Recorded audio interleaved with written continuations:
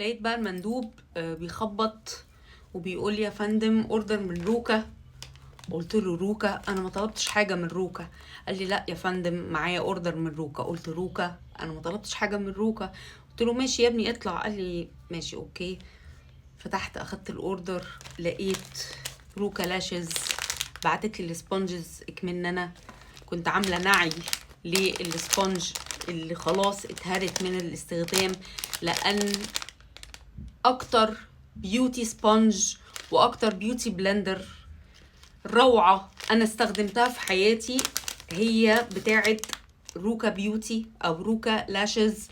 مهما استخدمت، انا استخدمت ريل تكنيكس بيوتي بلندر، استخدمت كل البيوتي سبونجز اللي موجودة في العالم، بس عمري ما استخدمت بجمال السبونج دي يا جماعة بتاعتها.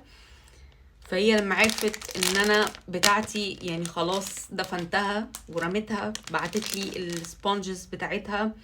فميرسي يا روكا حبيبة قلبي على الجمال. فلازم طبعا افتحها لان انا شايفة حاجات جديدة جميلة. هي بتعمل رموش وبتعمل السبونجز الجميلة دي. لا انا هقفل عشان افتحها عشان مشلكوش.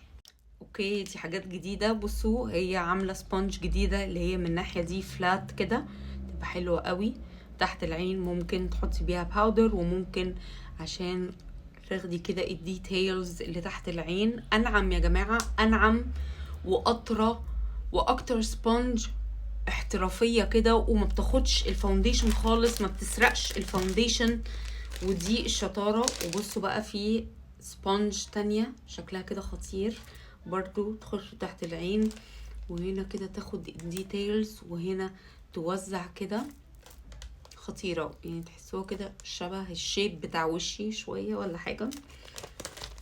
تمام. وفي بقى دي باف سبونج بس شكلها جديدة، شكلها جديدة بصراحة، يعني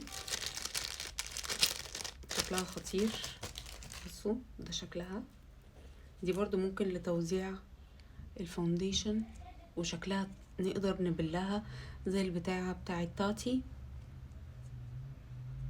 الله روعة يا جماعة. انصحكم تجربوا السبونجز بتاعتها. لو انت ميك اب ارتست لازم تجربيها، هتديكي انعم فينش للميك اب بتاعك، بجد هتديكي انعم فينش للميك اب بتاعك. ولو انت حتى مش بروفيشنال او مش ميك اب ارتست هتقعد معاكي كتير جدا. السبونج دي هتقعد معاكي كتير جدا جدا، وانا استخدمتها كتير جدا، وقبل ما ارميها قصتها نظيفة جدا من جوه، مش بتطلع اي نوع من انواع البكتيريا ولا الفنجس ولا الكلام ده. بجد احلى سبونج في العالم، مش هقول في مصر، خطيرة.